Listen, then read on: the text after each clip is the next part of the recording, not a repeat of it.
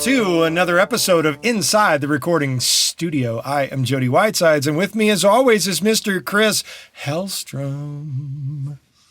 Hello, Jody. How's it going? I'm alive and not unwell. How about yourself, sir? Just about the same, man. Just about the same. Just about the same. Cool. Well, today we're going to be talking about an effect that just happened as I was doing the hello this morning to the podcast. I got a little distortion going on in there, and we are going to talk about using distortion in your mixes. We sure are. It's generally something, as both you and I being guitar players, our primary instrument, we tend to think about just overdriven or distorted guitars. But it is a useful tool that we can use in all sorts of situations that we will wax poetically about today. You, sir, are correct. Yes. So let's dive right in, shall we? What, besides guitars, because we'll leave that out of the equation, what else do you like to use distortion on? And do you use it frequently or not so frequently, or what the case may be? The answer is yes. And the first other instrument that I ever threw distortion on happened to actually be bass. And that came from hanging around with a semi-famous bass player who pretty much only used distortion in his bass. Yeah? Yeah. And his name was Marcel Jacob. He had some very opinionated opinions, as Swedes often do. No. Tell me more. And his whole concept on bass was it had to have distortion. And as a matter of fact, he really didn't do multiple outputs for his bass. It was the one track coming from whatever it was he was recording on, and it had distortion on it. In addition to his theory that doing demos was for pussies. But we'll save that for another podcast. Right, yeah. Other instruments that I've used it on, I've used distortion on keyboard sounds. I've used it on drum sounds. I've used it on vocals. I've used it on horn sounds. I've used distortion pretty much on any given recording I've ever done if I felt it necessary. How about yourself? All of the above. All of the above. Like you mentioned with bass there, it's when you're dealing with rock or hard rock or metal or anything, it's very, very, very common to use distortion on your bass because it just gives you not only this sort of prerequisite sound, but it can, just the way it sits in the mixes, it makes that a little bit more prominent. But sure, I had my phase in the late 90s where I was dipping my toes pretty deeply into like the industrial type of a thing. So I became very familiar with distortion and was basically had a period where it's like, yeah, distortion on everything type of thing. Okay, so I think I misheard you. I thought you said you had your face in all of that, but I'm assuming you meant phase. Yes. Okay. Phase. Yes. Sorry. I got nothing funny to say to that, so I'm just going to continue with the podcast. Just misheard it. Yeah, let's go on. Yeah. So with that phase, so it was that type of sound, and you wanted that aggression. Through that sort of experimentation, I suppose, I discovered that even if you're not doing hardcore distorted vocals, that it can bring out certain qualities, and I found that it can, just add energy to performance or give a little bit of attitude. And then I started, of course, experimenting with other situations as well. But I think distortion can be one of those things in our productions or our mixing endeavors where it's easy to overlook because we think of it primarily as like a super distorted type of thing, but or in guitars. But it is a very useful tool.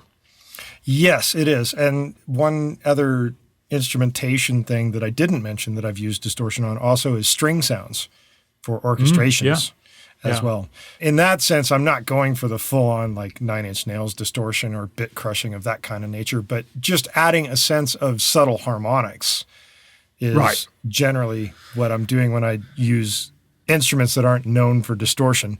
You throw a little kind of heat, I guess would be a better way of saying it, rather than so much distortion, but heat, which is a form of distortion. And you add in some additional harmonics and a little sense of compression when you're adding that kind of stuff, which is not quite the same thing. No, I suppose we should mention that we're talking about, or at least I'm thinking about, the entire gamut here of just adding some subtle harmonics to full-blown, like, slaughtering animals kind of distortion. So I've never thought of slaughtering animals with distortion, but I can see that from you. Well, that's going to come off really, really bad. I hope we don't use that for the ad for this episode. But it's an old Swedish expression what we used to use where we're talking about super overdriven guitars. We used to call it sounds like you're slaughtering camels, meaning that it's just a massive racket and noise. And so that's where that kind of expression comes from. Sure. No, I get it in that sense. And it's just kind of funny to hear it as slaughtering animals. But it's the one thing that I could think of in terms of like a takeaway from a line in a movie. And this is a movie that probably is divisive in terms of whether you like it or hate it or love it or hate it.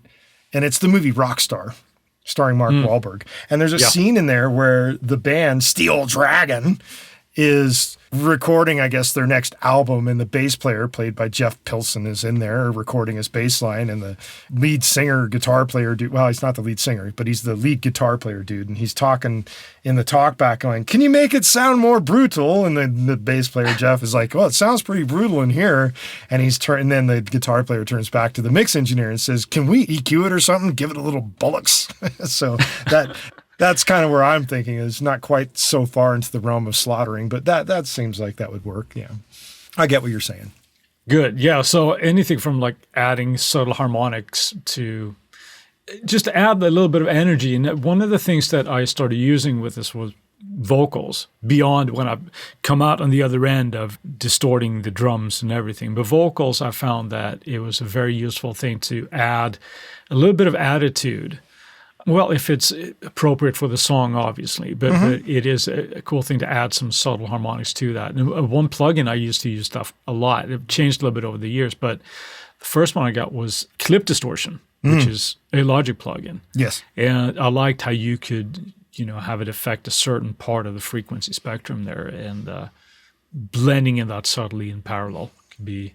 It's a cool thing to add a little energy. I had different presets for different vocalists that I might have used with. It was like, okay, here's my Jody attitudizer. Hey, that's kind of exciting. I didn't know I had my own preset in your functionality of library. Well, you used to anyway. Oh, yeah. Not anymore, huh? It's not really needed anymore. Yeah, okay. Sorry. Yeah. So was that to help my vocals sit better in any mix that you were doing that had me in it? I think in your case, it was just to hide the fact that I suck as a singer. Oh, now don't be like that. No, you're a fine singer, Jody. No, at that point, it would have been more for the attitude type of thing. And I was stuck in my workflow there as well to do that. But I have as recently as, I think it was a couple of weeks ago. A couple of weeks ago, I was working on a mix for somebody and had a little trouble getting a percussion line to kind of pop a little bit. Yes. And I ended up using Decapitator from Sound Toys, just adding a little bit of heat on that percussion part, and it was just what it needed. It just kind of helped it sit a lot better in the mix, and it was a lot more prominent without having to go nuts with compression or even just like level to bring it up where it might have been at inappropriate level. Sure. And that's another reason to actually add a little bit of distortion, is to give a particular instrument, maybe even at just a particular time, a little bit of help to, as you say, to sit in the mix. And in addition to that, maybe possibly sound a little more prominent. And I think that's a combination of adding all those harmonics that, depending on how much distortion you throw at it. And in addition to that, distortion is like a natural compression as well, sort of like using tape, how tape has a natural compression function to it. Both of those things combined in that one effect, and depending on how hard you push it and drive it, can be how much you're going to get those harmonics and that amount of compression to the sound. And something that can be, worth pointing out as well is like, we're often talking about not EQing or compressing in solo mode. The same obviously goes for this, where you could probably get away with a lot more of this than you think to get it sit in properly in the mix. But when you solo it, it's like, oh man, that's a lot of crunch added there. But in the full spectrum of the mix, it's not bad. It's just that's kind of what it needs to have its own space, I suppose. Yeah. Yes, sir. So when we're talking about this and adding this, there's a couple of ways that we can do this, obviously. Do you generally have a method that you like to use? Do you use it like in parallel? Do you put it on the actual channel strip? Or how do you generally do that? Get ready to raise a glass, because I'm going to say, ding, ding, ding, it is program dependent. It is program dependent. That's the best way for me to put it. And sometimes I will do it directly on the channel strip. Other times I want it to be a subtle effect that maybe gets panned off to a side or gets some kind of spatial thing added to it, and it's more like a background thing, so that's going to end up being on a bus and be done in parallel. Mm-hmm. Those are generally the two ways I do it. What about you? Exactly. Is there a third way that you do it that I don't know about? Well, I think you might know about this, but what I'm going to say again is a little bit of a third. It is a parallel thing, but this is something I do quite frequently on bass, as we talked about before, where I will not do it on the entire signal. Well, I would kind of filter off a lot of times, maybe as high as like up to 200. Oh. And then just add distortion on everything beyond that. So I still get that sort of clarity of the low end, because in my experience, it can just add a lot of mud if we're too aggressive with distortion down there. And it just makes the bass kind of just go away. But when you have everything on the mids or maybe even upper mids get a little bit of distortion, it can just help that bass sit a little bit better and be more prominent in the mix. And, I honestly believe that is why Marcel Jacob used distortion on his bass. Yeah. Straight out of the box and right into how he was recording it. Right. That was his sound. I mean, that's how he did it. Yeah, no, I was, watching a clip with Chris Basford. I think, if I remember his name correctly, I should. That's almost embarrassing. The mix engineer guy that did the Nickelback stuff recently? Yeah, exactly. He's done a few of them, and he breaks down a Nickelback mix that he did, and the bass is just freaking huge. Right. And he goes through how he had several buses on his bass, and how he kind of treated them, and different frequencies would go through different things, but it sounds amazing. You may or may not be a big fan of the band, but that last album that they put out, Feed the Machine, I think it's called. I mean, sonically, it's brilliant, so. And that bass in that song for that clip that you're referring to is actually brutal. Slaughtering animals. Well, part of it is, right? But it was one of those things where I think... But he was splitting the signal. He was splitting the signal. So that he wasn't affecting distortion on the low end. On the upper end, he's treating it through a guitar amp. Correct. Instead of a bass amp. Yeah. So, yes. And that's another thing to think about when you're using distortion in a mix. We should think about this on the technique of whether you're going on the track yourself or the parallel processing and doing it with the full signal or on specific frequencies. If you don't want the distortion to kill the entire signal, but you plan on like really bringing the heat or the distortion or the slaughtering or the brutality to a specific frequency, you have to then use some high and low pass filters to kind of control the sound of where you're splitting it and how you're going to add that distortion. Yeah. You can go with something that seems totally unconventional in order to get to the sound that you want. Like, well, the horn sound, I'm probably going to leave the lower end alone, and I'm going to treat the upper end and throw it through a guitar amp and throw some distortion on it, which is what I've done in the past. And I've even done that with string settings too. Split the strings so that your bass strings and your lower cellos are not going through any kind of distortion, but your violas on the upper end and your violins on the upper end are also treating them with some distortion just to give some harmonic excitement going on in there. Yeah. But that's done by using, high and low pass filters to split the frequency, and then you're going into multiple buses, and then you mix it all back together again and make it sound cohesive as if it was one thing meant to be done that way. The string thing I've done also, but that has been not necessarily in a classical sort of score kind of environment. It would be if it's, a hybrid track or something where it's a very dense mix where you just kind of want those. They don't necessarily want to be super pretty, you know, but you add a little bit of subtle overdrive or something and just bring out that perhaps the sound of the bow will sound a little bit more aggressive or something to just kind of help them poke out a little bit. Again, that attitude and the sound, just like we're, right. And when you're talking about treating drums with this kind of stuff, you can do the same sort of thing with cymbals or even just like a snare and not necessarily a kick or some part of the tom in terms of the attack sound. You can distort that portion of it and really bring out the attack if you want the attack to really kind of jump at you. kind of thing. Give that some serious bite. Or if you add it to, if you're miking the underside of your snare and you really want the snares to really roar like a lion, I guess would be, well, I don't know how to do it. Like, it's a very animalistic theme today. Yes, very much so. That's how I would think of it. You just figure out the point in whatever instrument that it is that you're working on, where you want that distortion to happen. And if your instrument is covering a wider range than that, then you have to figure out a way to dive down into the signal using some filters to get to that point and then mix it all back together at the end.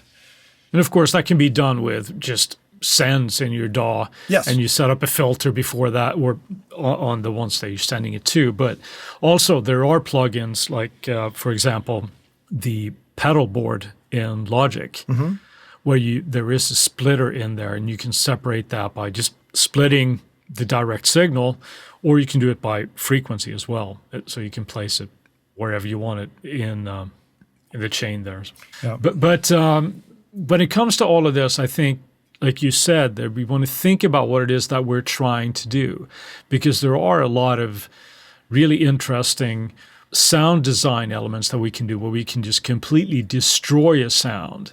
Maybe it's a drum loop or something that we're just throwing heavy doses of distortion on, and it can have a certain feel, and then you can take that processing further. It's a very useful sort of sound design tool as well. Also, the techniques that you're describing there, just using it on certain frequencies can be perhaps better suited when you're just wanting to bring out certain elements into the mix. And you don't necessarily want to color the entire signal, which I have been known to do in the past. You don't say. Oh, I do say, yeah.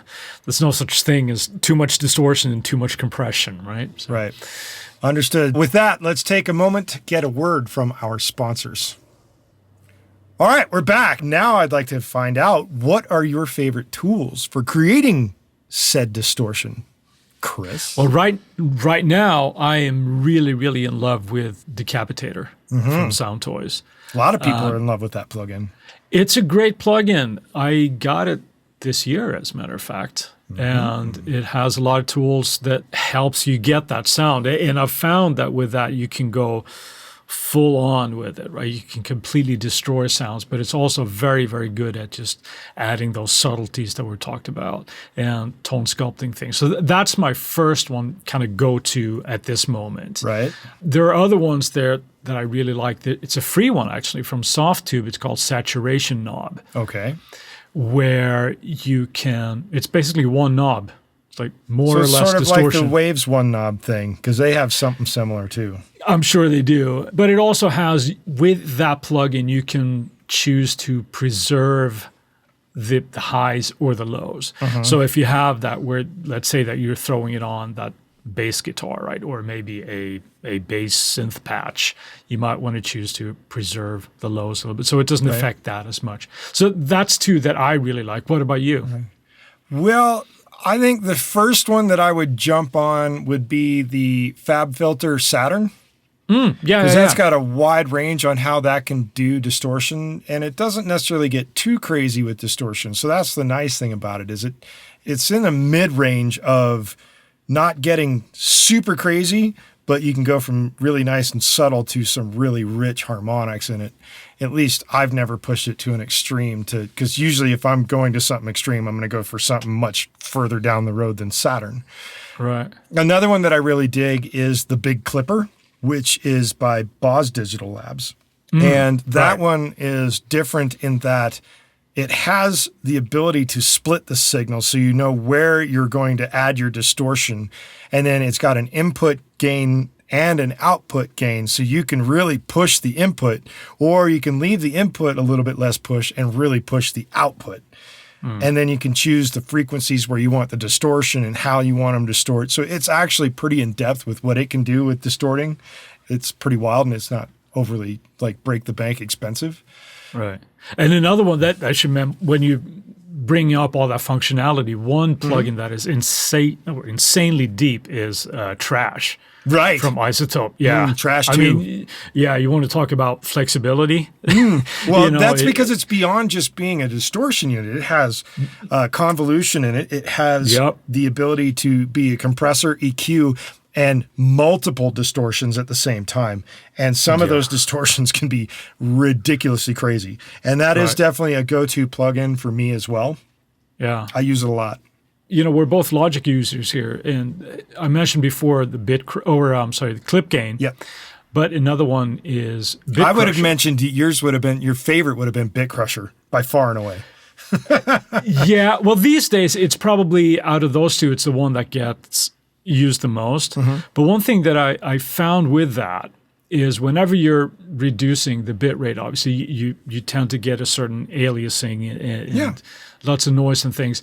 A good trick to use that, if you find that you get this sort of nasty high end with it, is to just basically put a low pass filter. High cut filter, low pass or high cut filter after it, and go down to, well, as far as you have to, but if you go down to like 9 or 8K, it can take a lot of that off, but you still get the cool effect of that. Sure. And I don't know if here's just a question for you, and I'm not sure if it's just me, but when you're doing sort of like the down sampling in the Bit Crusher, I've noticed that odd values tend to sound better to me.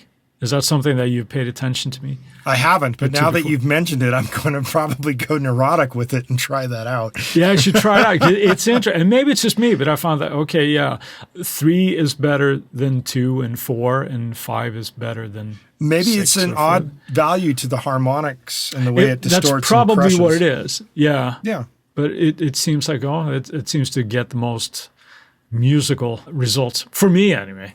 Well, I'm surprised that you're not mentioning stutter edit, because that's a different way to add distortion.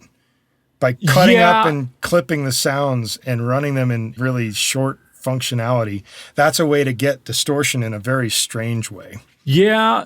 I don't think of it in that category really, because I think when I think of stutter edit, I think mostly out of the rhythmic elements from it, right? Yeah. So if I were to use it, that's primarily how I would do it and use all the functionality of it. But it wouldn't be my first go-to when it comes to it's something that would be outside. That would be thinking way outside the box and using it. But it could be done. If you want something, that's for me. That's firmly planted in the sort of soundscaping or sound design type of thing when you add some special effects.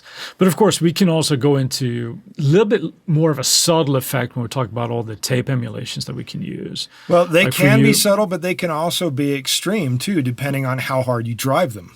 Absolutely. Yeah. If I'm talking super extreme, one of the plugins that are items that I would use, and I would more or less use it in parallel, because putting it directly on the track, which I have done, you don't get nearly as much control. But that's using UA's Rat pedal. They have a emulation of the Rat distortion pedal.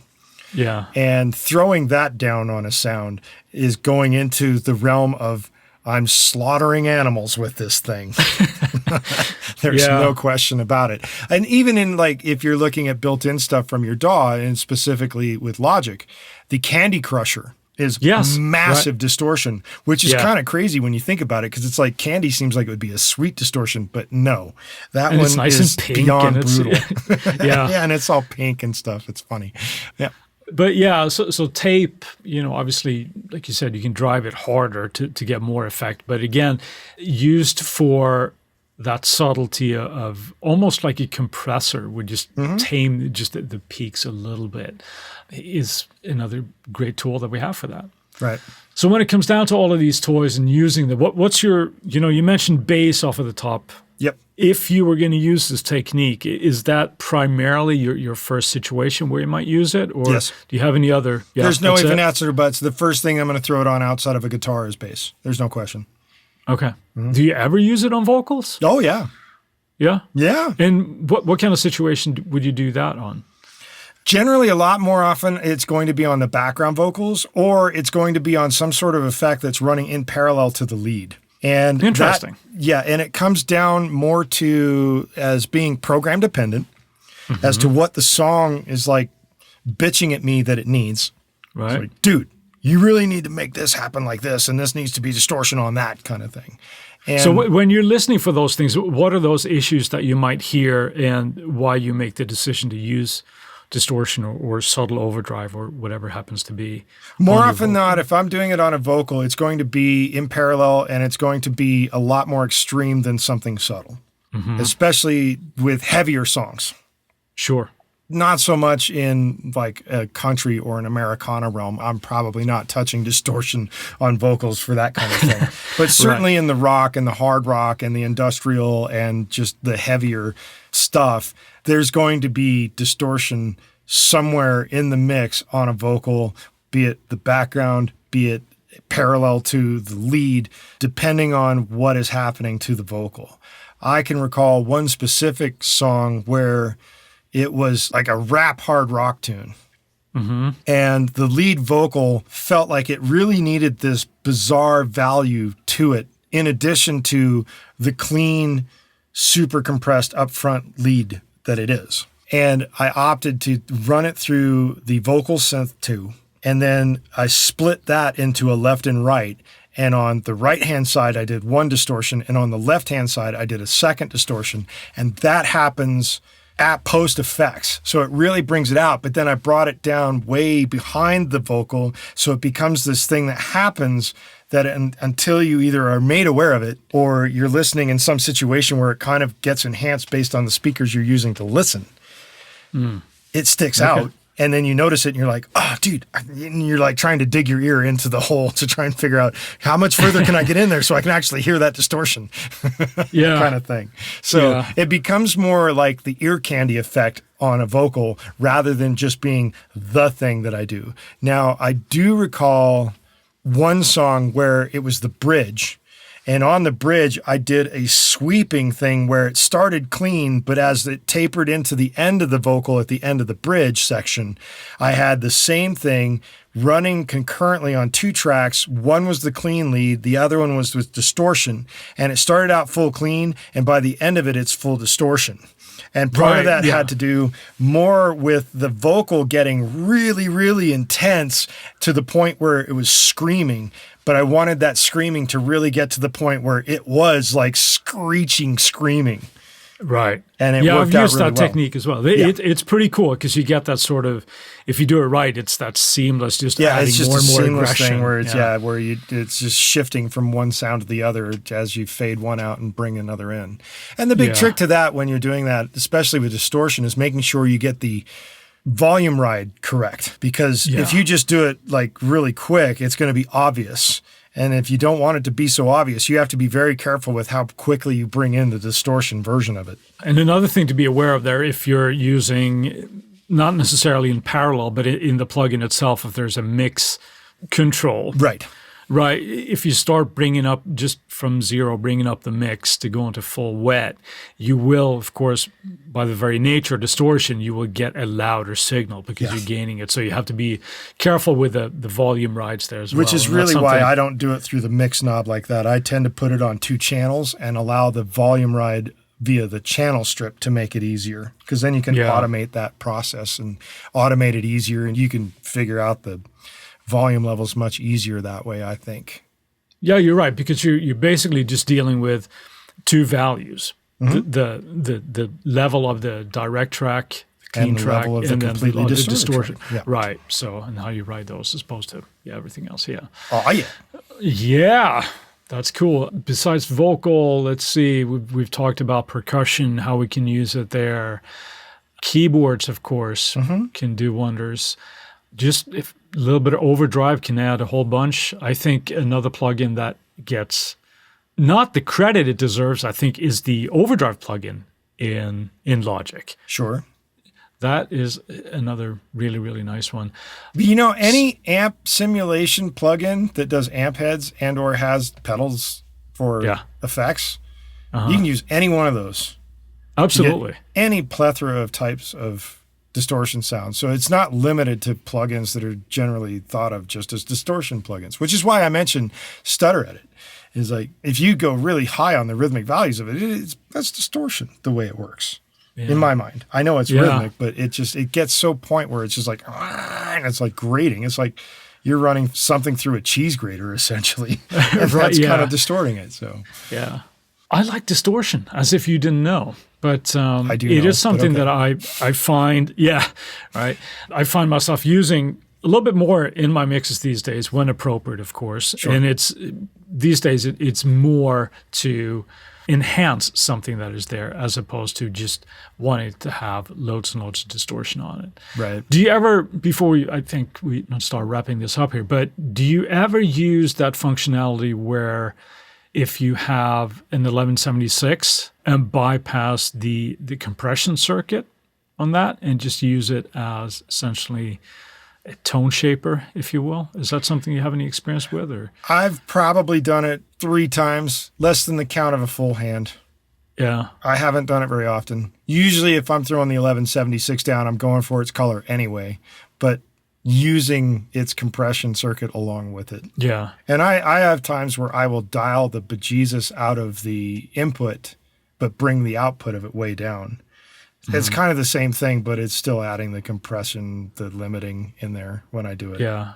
Yeah. No, it is an interesting, technique and a different way to use an 1176, but I'm with you in the sense that I think there are better tools suited for that job. It's an interesting color to have in your palette, but me as well, it's not something I reach for a whole lot, but I know it can be done. I think I've experimented with it less than a handful of times.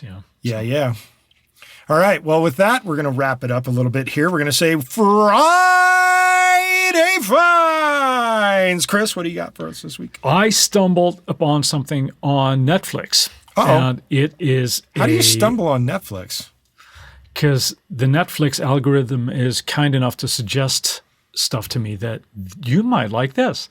And it is a documentary of sorts called Count Me In. And it's about all of these drummers where they talk about what inspired them and what made them get into their instrument of choice and all this kind of stuff. And I found it really, really cool. And it actually includes one person that we mentioned here before, Emily Dolan Davis. Yes, a British drummer who right now we mentioned her on social media, but she has a great account there which does all these tips and things. But she's also the drummer for Kim Wilde and does all these sessions in the UK. But she was in this, so I thought, hey, that's kind of cool. But it was an interesting little documentary, as it were. All of these drummers are talking about what got them started. What about you? What do you got for us? I am looking at something called SampLab. And SampLab is a new VST AU plugin that is going after the jugular of Melodyne DNA. Wow. And it's probably a little early in the game to say that they're really going after the jugular, but they are going after that concept of doing audio, pulling it into the plugin, and being able to manipulate the individual notes within the audio, much like Melodyne DNA does. The beauty about SampLab right now is it's free. Wow. It's free. How can you not try something that's free? The problem with it, and this is something that I don't know how they're going to get over, and I'm assuming they've got some sort of roadmap that they will get over it, is that the samples right now are super short.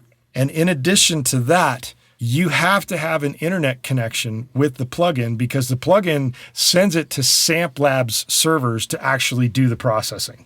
Okay, so this is not real-time stuff. It is, well, no, I don't believe it's real-time because you're sending it somewhere and then it's being corrected based on what you're telling it to correct and then it's sending it back. That's the only downside to it that I can see at the moment other than it being free is like, hey, great to try out, short samples, offloaded onto a server that requires an internet connection in order to actually make use of the corrections.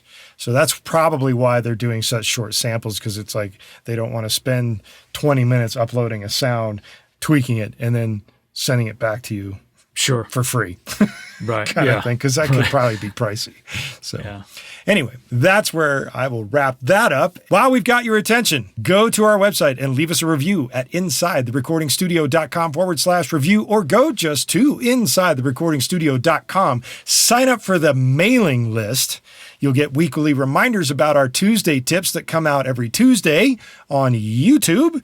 And we'll make sure you don't miss any of our actual podcast episodes. Plus, The bonus is you get some free plug-in presets from Chris and I for various things with Slate plug-in digital and universal audio stuff. And you're automatically entered to any giveaway that we might be doing in the future. Plus, if you send us an email at goldstar, GOLDSTAR, at InsideTheRecordingStudio.com with the word distortion, you'll get something cool back in your inbox. And if you have a topic of suggestion for Chris and I to explain in a future episode, reach out on the contact page at the website and we'll put it into consideration for a future episode. And with that, I will say, see you next week. Have a good one, Jody.